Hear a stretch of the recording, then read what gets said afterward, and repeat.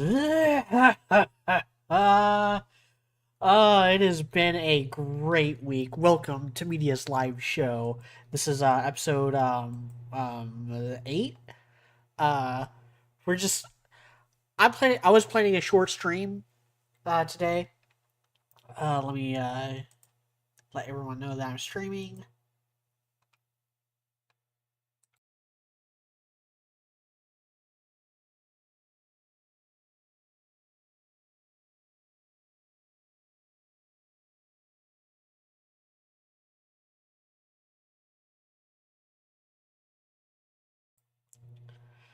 Okay.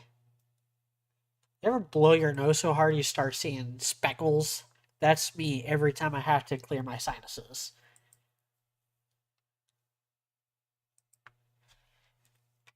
But it's been a great week for everything that I like. One Piece fans stay winning. Dandadan fans stay winning. Witch Watch fans are doing okay. Uh, Zelda fans stay winning. That's actually what we're gonna kick the show off with today. Uh, everyone in my circle is just stays winning this week. Absolutely no L's to speak of. No disappointments to speak of. Not this week. Not here. Not me. Uh, I'm doing the live show today instead of yesterday because my sister, who is also winning in her life, recently bought and paid to have a new house built, and I was helping her get something in yesterday. So I was over there for about 4 hours, and during that time would have been usually when I stream. Uh, I was originally planning a really just short, like hour long stream. Like this is all the stuff I've been watching this week. These are my thoughts. Uh, but then it was just a really good week.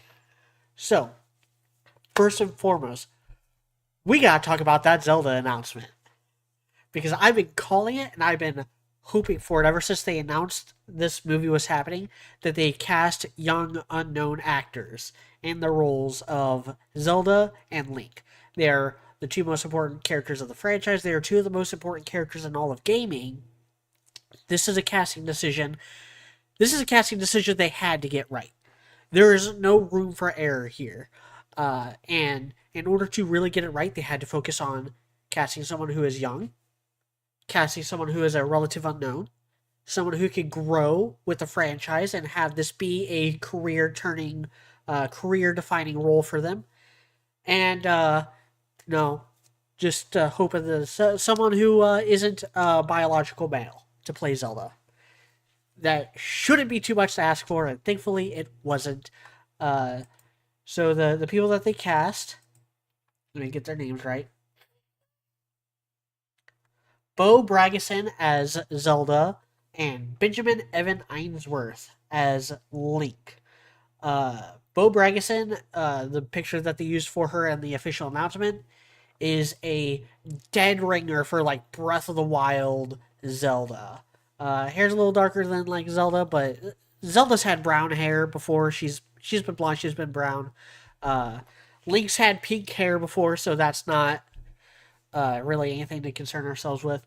Um, the guy that they have playing Link, he has dark hair. I wonder if they'll lighten that up, make it brown, or if they'll make it blonde, or if they'll keep it dark. I don't really care about the hair color here. The main point is that like they're young.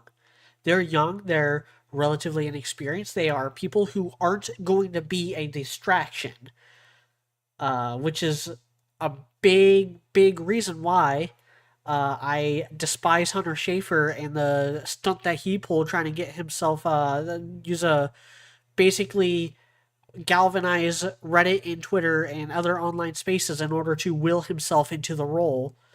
Uh, I was already against him just out of principle, not just because trans issue is just a something that like the whole trans issue is just such a controversial subject right now. It is very divisive, and that is something this movie cannot afford to be dealing with. It is best to just cast people in the gender that they actually are.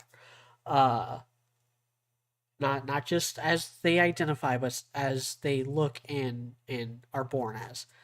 Best to just not even have that be something that needs to be addressed with this movie. That's for the best because that is box office poison. People are kind of like hip to the fact that those kind of stunt castings are stunt castings.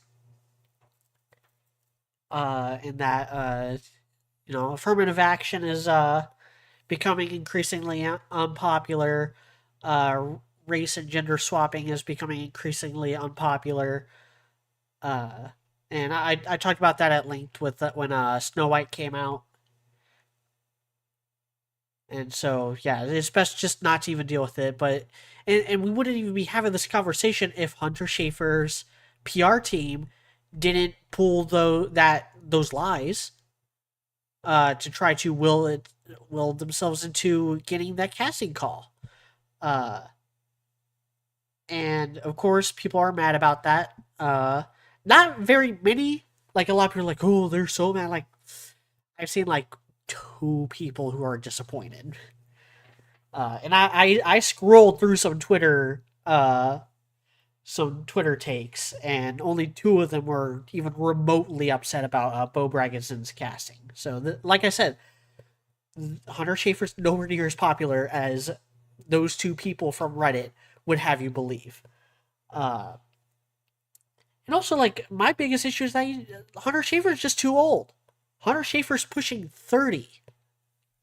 Like, if you're gonna cast someone that old, you might as well just cast Elle Fanning or even Dakota Fanning. Dakota Fanning's my age. Uh, so yeah, Zelda fans stay winning. I have some other hopes and expectations for this film. Uh, I have no idea what direction they're going with it. Based on the synopsis that they gave, it looks like it's just going to be an adaptation of just like the basic premise of the original game, which I'm fine with. But like, are they gonna have the sages? Who's gonna play them? Which ones are they gonna use? Uh, I think the best option for a Legend of Zelda movie would be to lift a lot from Ocarina of Time because that's just got the most like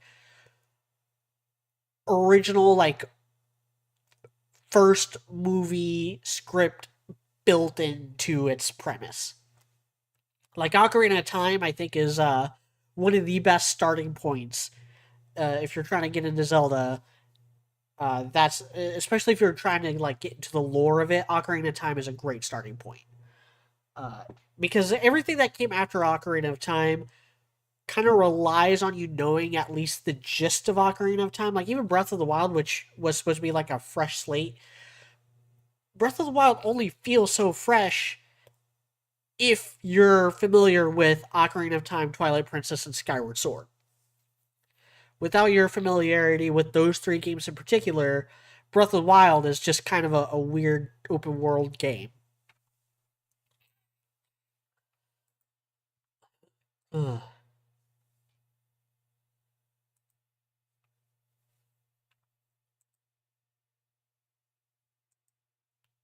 So next up on the docket, Witch Watch.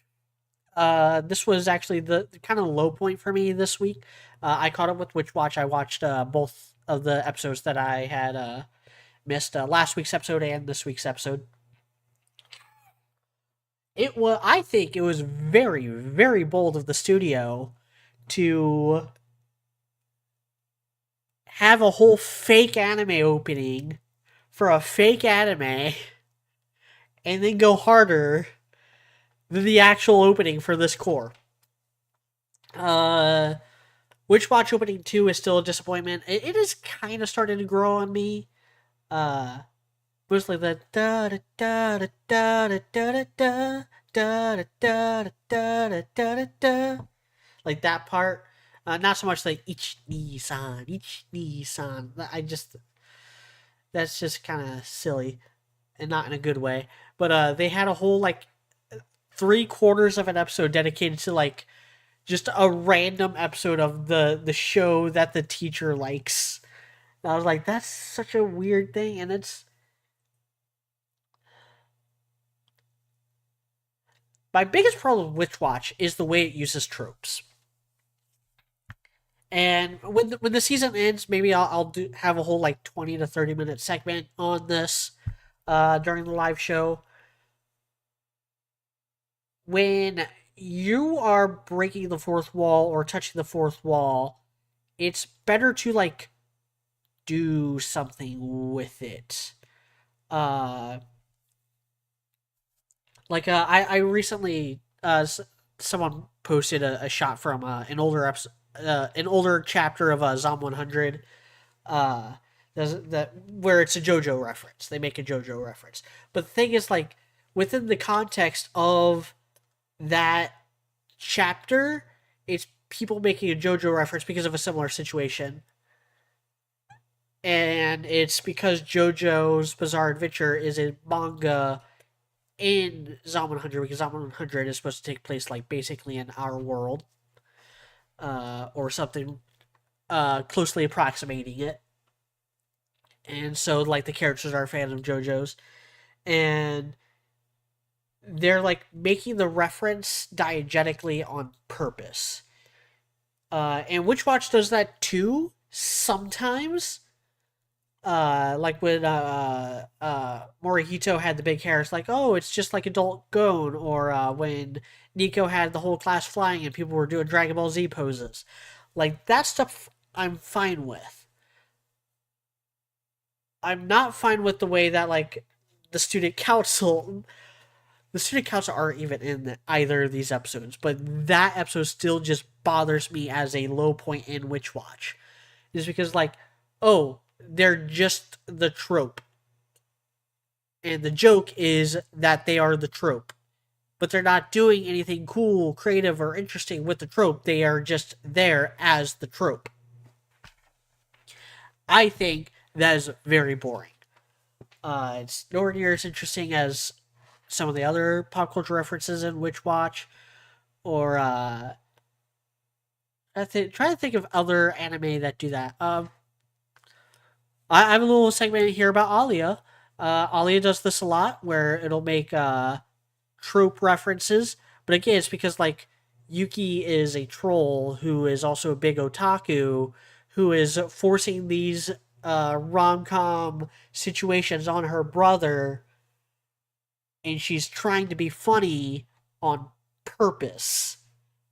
Like that's the joke, is she's a clown. She's a goofball. She's silly. Uh like she doesn't actually want to screw Masachika. Like that's not something she actually wants to do. She just wants to act like it because she thinks it's weird and funny, and it makes Alia very uncomfortable, which is a turn on for Yuki. Uh, I might as well actually skip ahead. I was actually going to save this for last, but Alia Volume 10 is coming out. The light novel. Fan translations of the first few chapters are out. I skimmed through them. The whole first three chapters seems to be that. Basically just Yuki doing whatever she can to like make Alia uncomfortable and confused and weirded out by her shenanigans.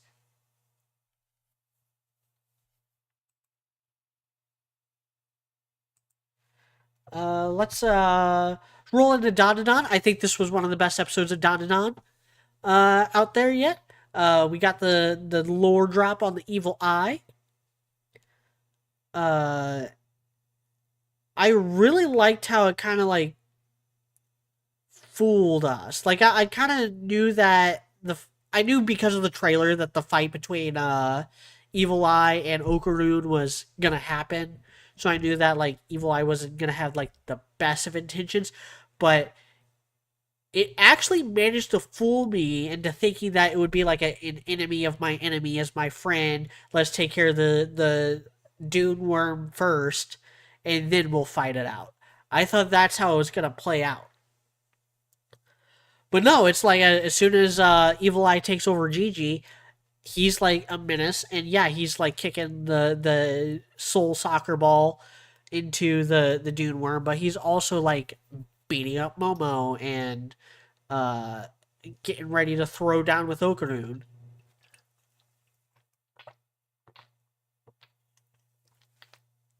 It's also just a really sad mess up story, and it's one of those things that like I don't know how much to trust it. Like how much of those were the Evil Eye's real memories, and how much of it was him fooling Gigi because Gigi's like just a nice guy who likes to help people. Either way, I'm super excited for next week's episode. I'm super excited, or I guess this week's episode because it comes out like tomorrow or Friday. Uh, I'm super excited to see how that fight plays out. The Evil Eye GG design is sick. It's probably my favorite design in the series so far. Uh, and I hope the Evil Eye gets its revenge, assuming that the memories were real and not complete fabrication. Uh, I am a little confused about how the suicide waves cancel each other out. Like, wouldn't it actually just amplify it? Unless that's not necessarily how Evil Eye works, or if that's not how the Dune Worm works. Maybe it's hard to say. Well, I'll have to wait to see how that plays out. I know very little about the story going forward. I know like the names of one of the characters that comes in later on this season. That's it. Everything else that I had known has basically already been shown in these first two episodes. Speaking of first two episodes, Rascal Does Not Dream of Santa Claus. The second season of Rascal Does Not Dream, sequel series to Rascal Does Not Dream of Bunny Girl Senpai. I like that they are in college now. I think more rom coms should be focused on college age demographics. Uh, Mostly because it's nowhere near as played out as high school. And also, I think it gives a lot more wiggle room. Like, I don't think. Uh, and maybe it's different in Japan. Maybe high schoolers do have a lot more freedom than college students. But in my experience, college is where a lot of people have freedom and actually like go and hang out and meet their peers and form like long lasting friendships. But that might just be an American thing.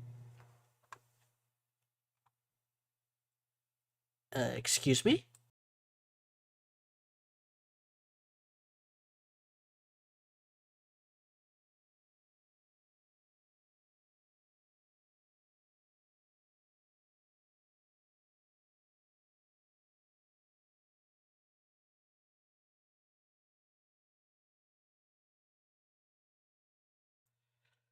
As far as what's happening with the singer, the plot line for this arc in Rascal, I don't know where it's going with this or what's going on. This has been so far the most normal arc in Rascal, and that's distressingly so. Like I'm not detecting any supernatural bullshit, which is a very different change of pace for this franchise. And I know the Santa Claus girl isn't going to come in until towards the end of the season, so I'm not like really holding my breath on that. Uh, they just I think they only named it Rascal Does Not Dream of Santa Claus uh, because that's the most like Bunny Girl Senpai. Even though like though Rascal Does Not Dream of Bunny Girl Senpai is not the name of the franchise, that is the name of the first volume of the franchise. The actual franchise name is Rascal Does Not Dream. He had a Rascal Does Not Dream of Bunny Girl Senpai, then Rascal Does Not Dream of Petite Devil Kohai or something like that. There's Logic Witch. Rascal Does Not Dream of a Dreaming Girl was the first movie and the only good movie in the franchise. The other two kind of sucked. Uh, But yeah, I'm still invested. I'm still invested in Rascal, Sakata, and Mai. Uh, I am having a little issue with there's a bit of same face syndrome going on, just a little bit. Uh, and it's because the art style is so like normal looking that a lot of the characters end up like having a lot of overlap in their design. Let's see. Do I have any chats?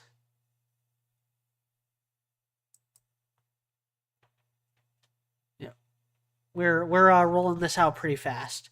Like I said, it's just going to be a short show today. Because I got other things to do. Uh, I'm glad that at least at this pace I'll get it done in under an hour. I'll probably be 45 minutes actually total. 'Cause as soon as I'm done with this, like I got nothing else to talk about. As soon as I'm done, as soon as I knock out this list, and as soon as I get all my thoughts out there about these things, I'm wrapping it up, whether I get chats or not. Uh, my favorite show of this week, actually, though, my favorite new show. I saw the first two episodes of No, I Will Not Be Your Lover Unless. This is one that caught my attention when I watched those trailers a few weeks ago. I checked it out. It is very bright, very colorful, almost too vibrant. Like everything looks very squeaky clean, and I think Maki Ine kind of just spoiled me on how like dingy and grungy things could look while also looking very pretty. But the whole idea of the show is that the main girl, I think her name's like Ritara or something like that. I don't know. I'm not invested enough to remember these characters' names yet. Give me until episode like 3 or 4. I might remember the main girl's name. But main girl, she is like an introvert. She's trying to be an extrovert, but it's super exhausting for her. But she befriends this super cool, popular girl who is very princely, and she just wants to be friends. And the girl falls in love with her, and it freaks her out because she's not even sure if she's gay. Uh, and it's actually moving pretty quickly because in episode 2 the main girl kind of comes to a revelation that like the activities that friends and lovers do aren't actually all that different. The difference is in how far you go with it and what the intent behind it is. So, for instance, people are just friends. They'll play video games just to play video games, just to have fun. Whereas when you're lovers, you play video games because you're more invested in the person. Yada yada yada. No, I'm not going to opine on that because of my own limited experience. I'm not going to judge it on those merits. But the fact that it came to that revelation already in episode 2 kind of impresses me. I said this during my Valentine's Day special. I no longer have the patience for this will they, won't they, forward, backward, inward, outward, pussyfooting around the issue type deal. I want some progress within 3 seasons. Uh, and luckily I've been very good about picking my rom coms because all the rom coms I've watched over the past year have either had the characters start dating within the first season or at least like some kind of confession within the first season. The only one that is kind of the exception I would say is my dress up darling, which I have not caught up on. I have not watched the episodes from season 2 yet. That's on my to do list for this week. As is finishing up My Hero Academia Vigilantes. I am literally one episode away. I watched 3 episodes yesterday, and I'm actually probably going to watch the last episode later tonight. Uh, But yeah, no, I will not be your lover unless. Another thing that the show does or is kind of leaning towards, and this is comes more across in the opening than in the show itself. So this might be, some foreshadowing, or it could just be like, hey, look at all these cute characters. Um,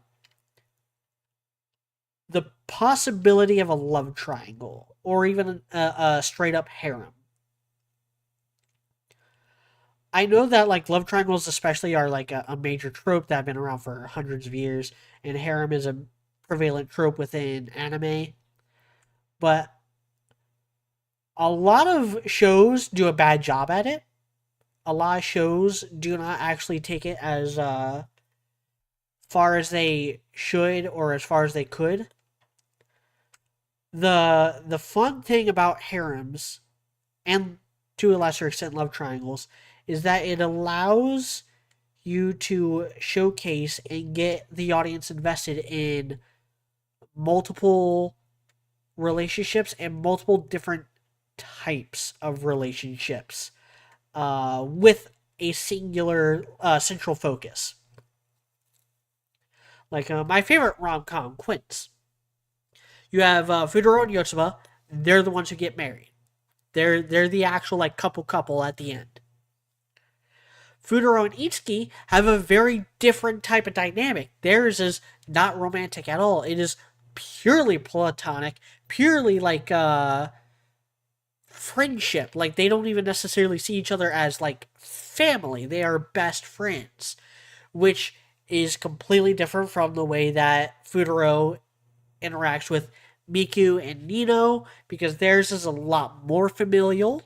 They are much more family focused, especially Nino.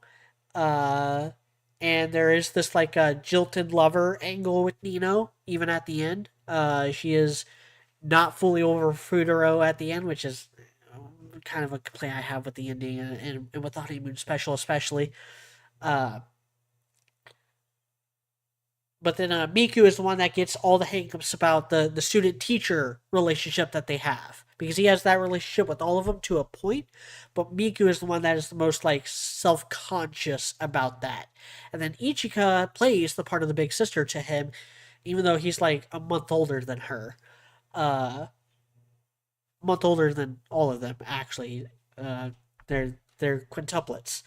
Uh, but that those different types of dynamics are what makes the show so engaging, and what makes the familial relationship with the five girls so interesting. Uh, I've said this time and time again when talking about quintuplets and about other rom coms. Rom coms are a lot better when the characters genuinely like each other and appreciate each other. Like, just to rattle off some examples, I really like in Nisekoi how Chitoge and Onodera are like besties throughout the series. Like they are just they get along, even though there's that romantic rivalry going on in the back half of Nisekoi. They still get along. I like how Witch Watch actually had this in its newest episode with uh having Nemu Meow officially like kind of join the gang, not to the extent that the vampire kid does in the newest episode. In fact, that a little bit of I have a little bit of issue with that, because Nemu does show up, but it does feel like she only joins them on this trip so that it can show her in her bikini, which is like whatever. She just doesn't say anything or contribute anything to the plot line of that episode. But I like that her and Nico are like genuinely friends, even though Nemu Meow has this kind of like weird thing going on with Wolf, and I know from cultural osmosis that she gets a thing with Koga, and her whole reason for joining the story is that she wants to steal Morihito away from Nico. But like that doesn't stop her from like getting along with Nico and being friends with her. I really like that. I really like how in Alia Alia and Yuki like each other and get along. Alia and Masha have a really great relationship as sisters. Uh, Even like Yuki and Masha, they don't interact just the two of them as much, but they have a good dynamic when they do interact. And Masha has a really funny dynamic with Ayano because Ayano is, best suo made. It's like her entire identity that like she's the one who makes tea. She's the one who cooks. She's the one who cleans. But Masha also loves doing those things, and she will literally snap at Ayano and tell her to sit her ass down and chill out. Like let the seniors handle this. And Ayano just like doesn't know how to compute, doesn't know how to like she just doesn't get why someone like Masha doesn't let her do her thing. Uh, and bit of a spoiler for the light novels. Ayano has a really great secret friendship with Alia where they bond over spicy food because Alia and Ayano both don't like spicy food, but they want to build up a better tolerance for it so that they can eat with Masachika and Yuki more. And it's great. It's hilarious. Uh, like I love stuff like that. One of my favorite books, and this is not rom com. In fact, it's horror. One of my favorite books of all time is Dracula by Bram Stoker. My favorite aspect of Dracula by Bram Stoker is how absolutely in love every single character is with each other. Like not like in a romantic way or whatever, but like just in a big just they just really dig each other. Much has been said about Mrs. Harker and I'm blanking on like all the Dracula characters' names. The two main women in the story and how they like flirt with each other. But like flirting is just that's just how people wrote back then, and Dracula is told entirely through like letters and stuff. Uh, but there's the cowboy, Quincy. Uh, there's a line in there. One of my favorite lines in the entire book is like, "Man, if even half of America is as good as you are, that country will be a world power by the end of the century." I'm like, "Damn right, yeah." Like I love stuff like that. I try to work it into my books, Agents of Night Watch, where like even though Eliza and Dodger hate each other, Eliza never ever shits on Dodger's detective skills or shits on Dodger's competence in a life or death situation. Like a big moment in her for her in the Hellfire Brats is when she like helps launch Dodger and Oliver into the train that Sebastian is on so that they can handle him because she has faith in Dodger to get things done. Even though she doesn't like him, even though he gets on her nerves, even though he breaks into her home and steals her shit all the time, even though he makes period jokes at her expense about once a month that frustrate her to no end, and she will absolutely threaten to stab him time and time again. Uh, but she still like has a level of respect for him. Uh, there's a lot of that in with like the way Oliver praises Eliza and the way that Amelia praises Eliza and Eliza praises Amelia and Dodger praises Amelia and there's just a lot of like that kind of camaraderie, that like positive reinforcement that all the Night Watch characters have for each other that makes it stand out when a character dynamic isn't like that, as is the case with and you'll see this with the Golden Key, Vincent and Rachel, where Rachel tries to be like respectful towards him and tries to like give him an ego boost, but Vincent is having none of that because Vincent hates every single thing about Rachel. And it really stands out as this super antagonistic dynamic, even though they're on the right side, their same side, not necessarily the right side, they're on the same side in this conflict, but there's that butting of heads that is going to play a major role in the Golden Key and in various books going forward. There's just that irreconcilable difference in the way that they do things, because Vincent is very much kill when necessary. Just no hesitation, no emotion. If someone needs to die, they need to die. Rachel, on the other hand, is super pacifistic. She is very much like, I don't care how much of a monster they are, I need them to like survive and be redeemed. And that is where her and Vincent have their falling out. Uh,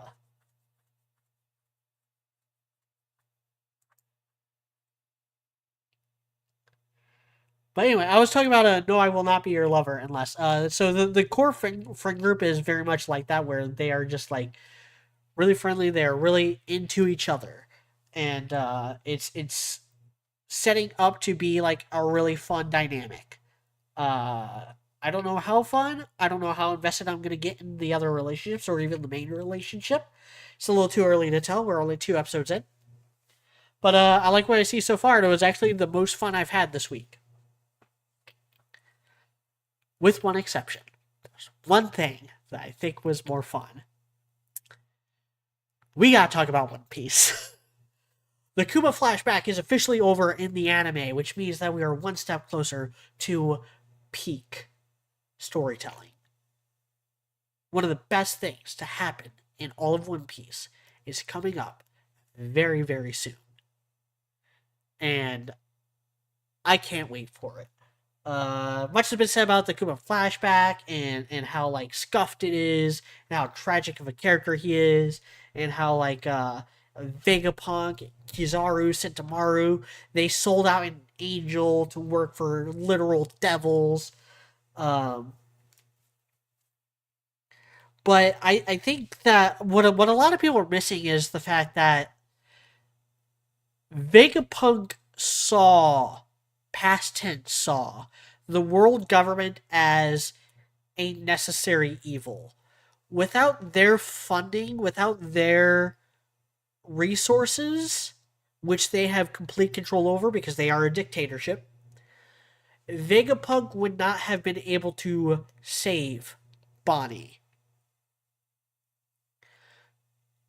And Bonnie will be playing a major role in dismantling the world government, because what the world government and what Saturn especially forced Vegapunk to do to Kuma is what pushes Vegapunk over the edge and causes him to do what he does in the last stretch of Egghead Island. Which absolutely paves the way for the New Dawn, the Final War, and the ultimate destruction of the world government, which I've said before, like, there will be no justice for Kuma until Imu is thrown from his throne. Until the sun god Nika slams him down into the depths below, there will be no justice. But that's not what excited me about One Piece. So, to wrap things up, let's talk about Rux D. Xebec. We finally got a full reveal, and not just a face to go with the name and to go with the silhouette. He is Blackbeard's father. Blackbeard's stocks are risen again. I've been Team Blackbeard since before I was even really into One Piece. I said this during my video where I was like, when I caught up with One Piece, that like I was in and out of One Piece for a very, very long time. I watched it all the way back in the 4Kids dub in the mid 2000s. I stuck with it when like Viz or whoever was doing the dub for Jaya and Skypiea. I stepped away from it. I caught like a bunch of Enies Lobby and Post Water 7. Caught a little bit of like Marineford as it was happening. I was aware of all the things that were happening around like Dressrosa, Zoe, and Whole Cake Island, because those chapters were coming out as Naruto was ending, and I was reading Naruto week to week. So just through cultural osmosis, I got spoiled on like Year 4, Sanji's backstory, the existence of the road poneglyphs, Devil Fruit Awakenings, uh, Zunisha, the Kaido, his deal. And then that's what pushed me to actually start reading One Piece and start from the beginning and catch up and start reading it week to week with all the other One Piece fans. Uh, but as soon as Blackbeard made his introduction on Jaya, I was like, that's the final villain. That is the perfect final villain for this series. Someone who gets Luffy on a level that no other antagonist in the series does. And that is still true. Jaya was in episode like, or chapter what, like 230, 240, 250, somewhere in that ballpark. Uh, and Blackbeard's introduction still hasn't been topped. And it's because every other villain Luffy has fought is a dictator of some kind. They're all people who rob the freedom and dreams of others. This is true of Buggy, Kuro, Don Krieg, all the way back to Axe Hand Morgan in the introductory arc, Romance Dawn, Arlong, Crocodile, Enel, especially Enel, at that point, the whole world government, CP9, even like the Foxy Pirates, like using the Navy back fights to force people to leave the crew that they want to be on and be on his crew instead. Uh, the Marines, especially Aki Inu, Gecko Moria, robbing people of their shadows. Then Horty Jones, becoming a dictator of Fishman Island. You had Caesar Clown kidnapping the kids, Doflamingo, King Dictator, like robbing people of their memories and turning them into toys. Kaido taking people's food. Big Mom literally using souls as currency. Emu is the pinnacle of that because he is literally, or she is literally, the king of the planet, sitting on a throne that should be empty. Blackbeard is not like that. Blackbeard isn't a dictator. He is a lot more like Luffy. He is a lot more freedom based, and he is Luffy's ideology of freedom taken to a dark, dark extreme. Let's kill at a whim. Let's rob at a whim. Let's destroy towns at a whim. Let's chase these dreams at a whim. Like he changes goals or short term goals over and over again, but he's got his eyes on the main prize. He wants to be Pirate King. Uh, but he's fickle and indecisive in a lot of instances, and he's an opportunistic bastard in most instances, and that creates this really interesting juxtaposition with Luffy that no other character has. And now that he's tied to this enigmatic character who is the greatest threat Roger ever faced, someone that required the combined mights of Roger and Garp and the Holy Knights to take down,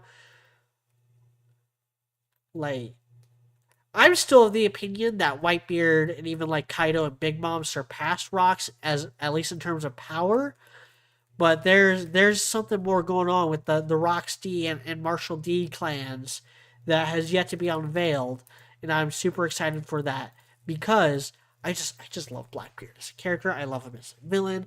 I've been so excited to see him and the Straw Hats finally clash and finally throw down. And I'm low key wondering if Loki is gonna end up joining Blackbeard as a subordinate to him. I still think that like at least right now, it's looking like Haruden is going to become the new king of Elbaf, and Loki is going to join the Straw Hat Grand Fleet.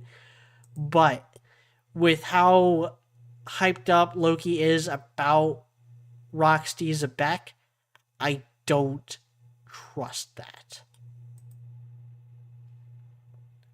Did I say I was going to go for 45 minutes? Because it is 45 minutes on the dot.